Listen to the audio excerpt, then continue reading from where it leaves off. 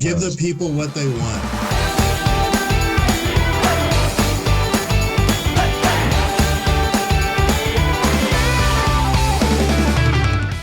All right, everyone, welcome to a live recording of CSI's Banking on Community, coming to you live from CX26, a sellout show here in Denver with 1,500 of our favorite customers, our future customers, partners, and consultants and analysts.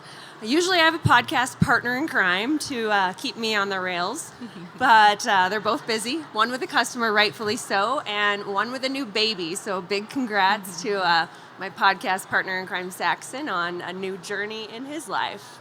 But I do have two awesome guests with me today at the center of one of the most talked about conversations in banking right now, and that's really becoming a bigger part of your customers' financial supply chain, your customers' financial lives.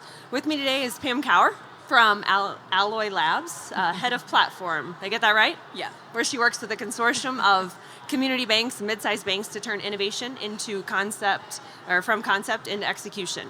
And I have with me Derek Sutton at Autobooks, Chief Marketing Officer, who helps banks embed payments and cash flow tools directly into the small business experience every day.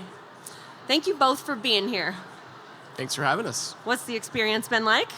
It's been a lot. It's been fun, crazy, loud, hectic, exciting, all of the above. You must be talking about the music last night. Yes. Little Brett Michaels and Chris Jansen. Yeah, it was great. I mean, honestly, logistics A+ for this conference. Local airport, ride into the hotel. Hotel's great. You guys always do a phenomenal customer event, like best in the industry. So very, very fun. I heard best in the industry. Next time. Yeah. Okay, all right.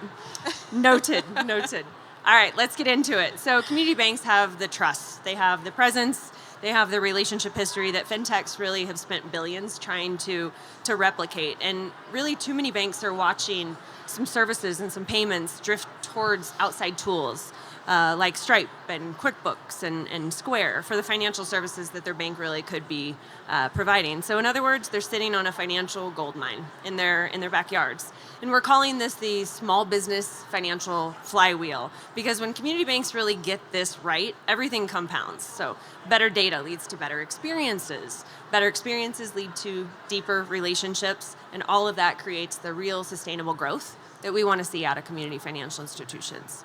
So let's dive in. Derek, we've had a conversation many, many times about this. So what's hiding inside community bank portfolios?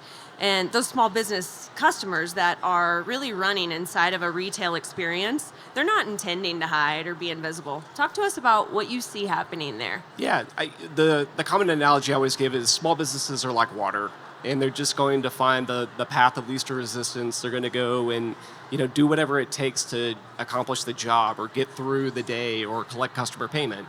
And if that means I can pop into digital banking and it's one click to open an account, even if it's a consumer account, they don't really think about it in the terms of like, well, I need a business structured account.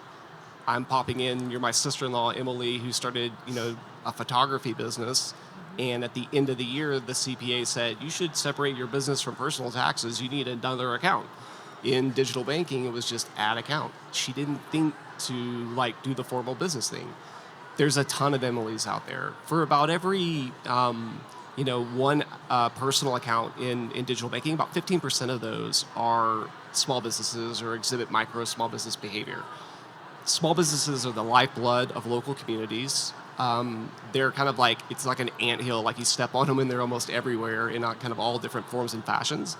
So the hard thing to do is get your mind around how do you bank these individuals well when their characteristics or needs aren't traditional business. And so I think this digital-first, self-service, easy-to-enable tool set is the way to go about that market. So we've talked about banking data in the past, so the deposits, the loans, the payments, but small business value, what else is being overlooked outside of business data, the banking data, and how can banks start to really connect those dots? Yeah, operating data. So I think you're going to start to hear that a lot more. There's banking data that's transactional history being the key word. It's what happened in the past. And you don't really know what's coming next. Operating data actually tells you, okay, the business owner has a balance at this point in time. They have bills scheduled to be paid, and these are the expected expenses over the next 30 days. They have 4 invoices outstanding to clients. Customer 1 pays on time, customer 2 is always late, customer 3 and 4 are fine. So the operating data actually informs what the balance position of that business owner is, not only in a point in time, but 30 days, 60 days, 90 days. Is there a seasonal trend coming in? So I think what banks have to do is we have to figure out ways to get not just the transactional activity inside digital banking, but we also need more intelligence about how the business operates. So it's connecting receivables, payables, accounting, lending all together with digital. So that becomes the new bank account moving forward. Yeah, I think that's really well said. So the first part is reclassification of what's already there. So really narrowing in on that opportunity that sits within the landscape of your bank, and it's just simply hiding as a gold mine of additional deposits, additional payment fee, income opportunities. So that's first and foremost, and then expanding your piece into the operational workflow in which they need you to be. So, Pam, you work with a consortium of community banks, mid-sized banks at Ally Labs. You see what banks are really prioritizing. From where you sit, what's the gap between really how banks think about their small business customers and what those customers really need? Yeah, so I think going back to the whole data piece and what we're looking at there, I think there's an abundance of data, but I don't think we actually know what questions we should be asking so we can then figure out what to do with that data. Just stepping back from the whole deposits thing for a second, I recently wrote an article on Forbes with mid-dust data backing some of this up of how post-COVID, the rise of like the solopreneur opening accounts has risen by like 80% from what it was prior to, and whether banks are actually accurately doing risk management around those account types based on this micro business type, and how are we then serving that specific type of entrepreneur, whether it's coming through a retail account or a traditional small business bank account. So I think that is something to consider in this entire purview too, of are we even classifying them in the correct way, just based on what their trends might be, what kind of what their business history is, what their deposit and transaction flow history is, et cetera. So aside from that, we actually recently did a session called the relationship banking paradox, where of course we as community banks, relationships are remote. But I think one of the things that we kind of uncovered in digging a little bit deeper into this is that the relationship lies with whomever the relationship the person has with at the bank. So, the relationship is not with the bank itself. So how do we then protect those things from moving beyond us? I have this great quote from Jack Dorsey from a recent Square's earning call, where he said, businesses over 500K are their fastest growing segment. It was up 24% year over year with the mid-market Square banking accounts, averaging $35,000 in deposits. So these customers were easily able to switch over to a competitive banking product where they could get everything they need digitally. There was no real relationship there. In that case, they do have the relationship with the institution because it's providing them, a better digital experience, probably better customer service. You likely have some sort of 24/7 availability, unlike a traditional community bank. So I think knowing what our customers are actually looking for and trying to match up what we can offer them based off of that and what we have in the data, rather than here are all the things that we can offer you, where can we squeeze you in? Well said. And you mentioned the 500K of their annual revenue. Derek, how many small businesses, no pressure, but I know you know this stat, how many small businesses are under that $1 million revenue? 82%. 82%. Yeah. And I was just with Datos Insights. We did some work with them recently, and 71% are using some sort of non-bank fintech partner that is sitting and flowing outside of your institution. And of all the small businesses, I think there was 1,006 small businesses nationwide interviewed. 85% of them wanted to get it from their local bank. Yeah. So that's definitely a cry for bring it in, be a part of my operational workflow, and I'd rather leverage it as well where the relationships know me. So Derek, you work a lot with small business solutions, so quite the expert here. Where do you see the friction in the customer experience landscape there? As probably one of the great philosophers of our time, Brett Michaels, said last night, Yes. every rose has its thorn, Tara. And I think the thorn in community banking is small business. And I say that because it's quietly been disintermediated underneath banks for the past, let's call it 5 to 7 years, in a way that I don't think is fully appreciated. So it started with Square launching a dongle, and then it's moved on to, now you've got the PayPals of the world. QuickBooks, you may not realize, but QuickBooks is more than an accounting platform. It's a full banking product suite now. They have a checking account, they have receivables, they have payables, they have lending. They're the fastest growing business checking account opener in the US. They have 500,000 business checking customers. That'd make them a top 10 bank. And so what we've done is we've kind of we basically have gone out to small businesses and said, just use whatever tool. As long as you connect it back to your bank account, we're fine with it in the industry. And that's lost the deposit connection to that customer. And so the challenge that I say to every financial institution, and the thorn to erode or erase or whatever, is you have to start with how a business gets paid. It's like locking in the direct deposit relationship of a consumer. When a consumer opens an account, what do? Who do you get paid by? AC. You want the direct deposit first. You want the direct deposit. You need the same thing for a business owner. So if that's, I get paid through merchant, where's your merchant solution? If I get paid through invoicing or a payment link, where's that solution? If it's ACH and wire, lead with that. But you have to lock in the way the business gets paid, so you lock in the operational deposit that then you can lend against and build a relationship around. So what do banks believe they're doing well today? But if you hand this mic to a small business owner, what do you think they would hear? Yeah, small business owners want education, and they want to be informed about what capabilities and functionality is offered by a financial institution. But for whatever reason, marketing is a 4-letter word in banking. I don't know why, but marketing it's a calendar, it's CD rates, it's loan rates, it's very consumer focused. It's the same kind of business, general things of like, we've got your back, or like bank, there's like this whole, community banks really feel a connection to small business owners. And you can sense that and you can feel that. But the reality is they don't always offer the tools and the capabilities that educate that part of the market, because this is not to be mean, but 82% are under 500,000 in annual revenue. They don't see there's a big revenue opportunity there. But how fast are they growing? Yeah, but they don't want the servicing cost. But there's ways you can actually monetize this customer base if you do it really well. That's beneficial for the end user as well. So I think we have to find that sweet spot of helping them get paid, and then using that operational data we talked about earlier to lend when appropriate in an intelligent way. Well said. Let's shift to insight to execution. Pam, you work a lot in this space. So what are you seeing on what makes a difference on a pilot between one that dies and one that ends up being a real capability driving value?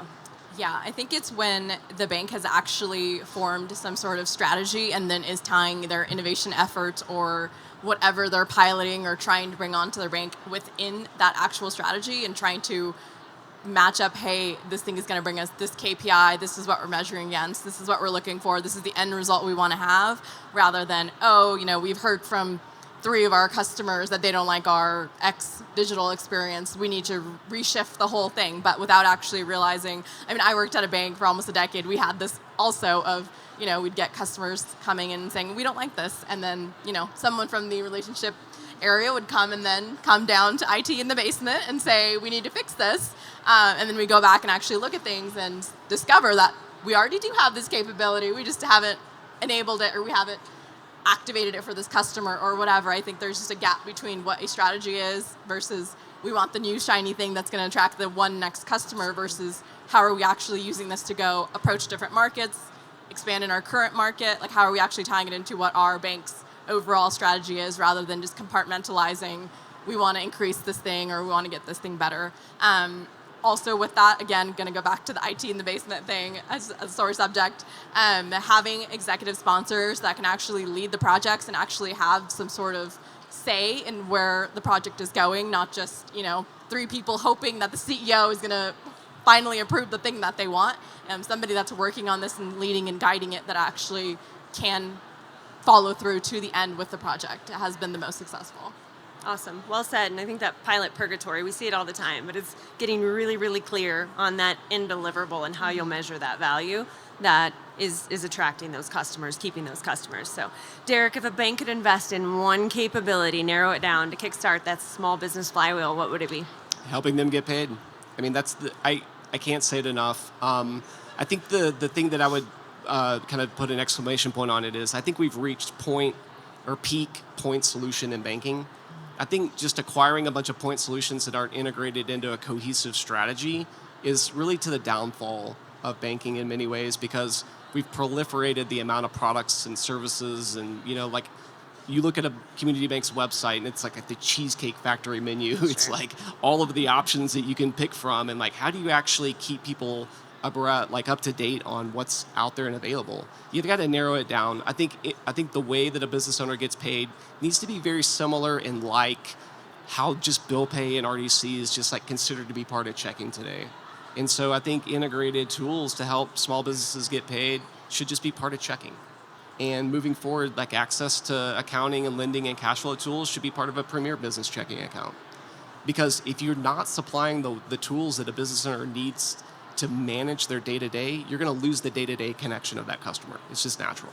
Yeah, absolutely. And giving them exactly what they want, that real-time visibility into their cash position, and not making it a nighttime task that takes them away from everything else They're have looking to for do. simplicity. Right. I come from a family of HVAC workers, and they don't wake up thinking about their banking relationship. They wake up thinking about the jobs they need to service, meeting payroll, growing, a business savings account. And so they're looking for tools and simplicity, and they don't have to use an app for this and a bank account for that and a tool for that.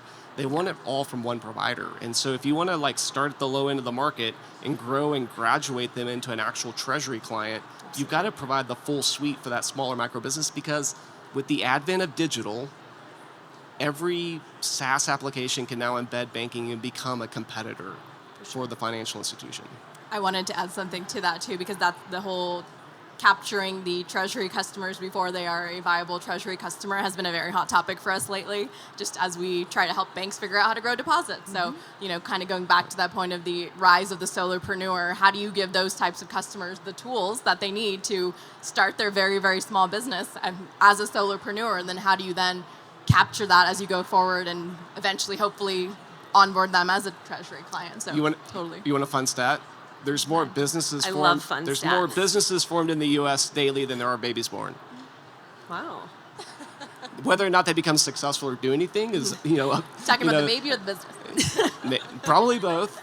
They're both hard. Yeah. I speak from experience.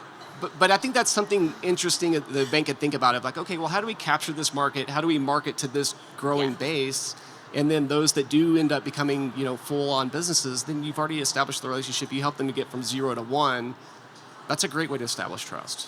For sure. Becoming part of that operational, not just the transactional Yeah. aspect, and how we used to look at serving a business and, taking little pieces of the transaction, but truly getting in the operational workflow of their environment is key. So my FinTech with heart gal, that's what we tag you, right? I love it. I love it. How can community banks modernize without losing that relational, difference that really sets them apart? Yeah, I think, as much as we kind of laugh at us saying that community banks' moat is relations, I think, how we need to look at that is we digitize or digitalize, one of those, modernize our technology and make more data-driven decisions, but then enable the people that are working in those front office-facing positions to actually go and do something with that data, like encouraging that sales culture and creating that to be your competitive moat rather than just, we're friends with who we golf with and they're our customers, or we're going to funnel everybody into this digital thing. It's still, how do we get to know what the priorities of our customers are, and, how do we make sure that we continue to serve them and proactively reach out to them with opportunities based on what's going on in their transactions, what's going on in their business, do they need a loan, the data that we're seeing, and then actually being able to take action on that and having it be more personalized. I hear this often from my friends in New York City that they get offers for auto loans and they're like, I haven't owned a car in 10 years. So it's like actually having somebody sit down and figure out what these people actually need, I think keeps that like there's actually a real relationship here in sight. Absolutely. Nothing turns them off faster than an offer that lands in their lap that isn't relative to where they are in their life. So it's key of that data intelligence is massively powerful. Speaking of, you were in HVAC. It's kind of hot in here. Can you fix it? I will. I'll call my brother. All right, rapid fire. If you were sitting across a desk from a CEO of a $2 billion bank, what advice would you give them right now on how to make progress in this landscape? Proximity creates empathy. And I think that in community banking, we've lost proximity to the customer because of digital.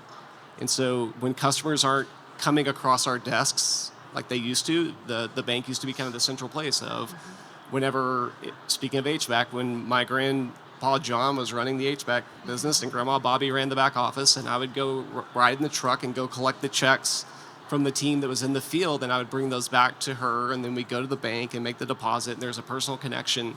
And during that transaction, if there was something that she had a problem or an issue, the banker could see the pain on her face or the delight, right? In digital, that kind of goes away. I would just tell, community bankers, you have the proximity advantage over QuickBooks and PayPal and Square. Go back out into the field. Like, make it a priority to send your banking team to go ride in the truck of an HVAC worker and go through their day-to-day and understand where are their pain points when it comes to financial management, banking, how can you help? But just get a little bit closer to the customer. The ideas and the opportunities will flow naturally from there. You guys are all great entrepreneurs. You're great business builders, but you got to get back in front of the customer. Did you just get through that without referencing JTBD? I think I did. That's Barely. jobs to be Jobs done. All right, Pam, what about you?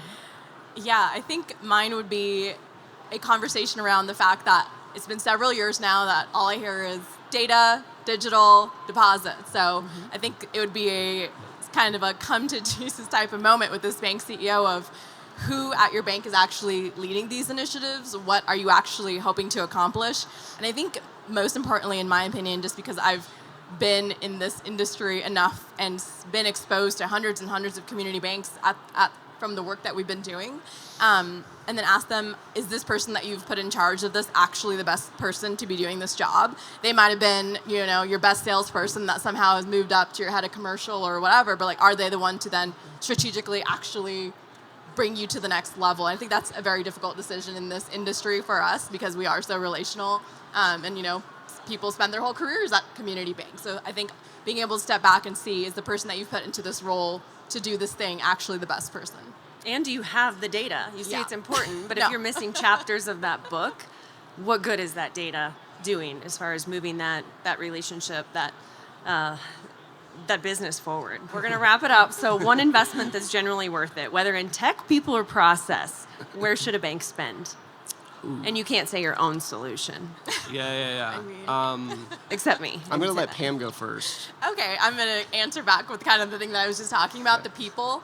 I think being able to bring in different experiences, people with different backgrounds, people maybe that are outside of the banking industry that have certain expertise on how to grow lines of business that might be different from the people that have grown up through community banking, I think gives us a different perspective. Even if it's, I'm going to hire somebody for a year to come in and consult and help us figure out what business we should go into and how to grow that. I think being able to spend money on something that educates your existing staff and helps kind of grow that internal knowledge, I think would be the best investment.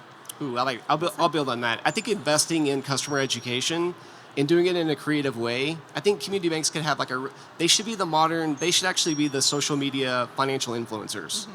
Why not? Why do these random people on TikTok get to own the narrative? I think you have more, interactions with customers. You kind of know finance better than anybody. Start a webinar series around how to manage your business and try to get customers in, get more active on social and on LinkedIn. Do something fun. I don't know. Should Educate we start those a customers. TikTok? Wonderful. You should. All three of us. FinTech with heart. Hashtag. Yeah. All right. Well, I hear a bell, so you know what that means. I do know what that means. That's an inside joke. Inside joke. Okay, we're going to wrap up. These two have a panel to get to. So thank you for being here. Thank you for sharing your insights on all the ways that you're helping community banks improve in the small business flywheel creation, because this is absolutely important for their relevancy. their growth and their future. So we're here to help. Thanks for being here.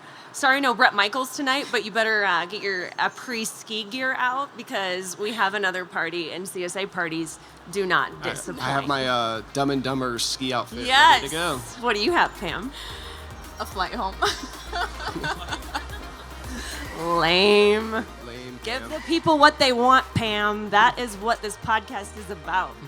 All right. Well, thanks so much for being for having here. us. Let's head to the panel.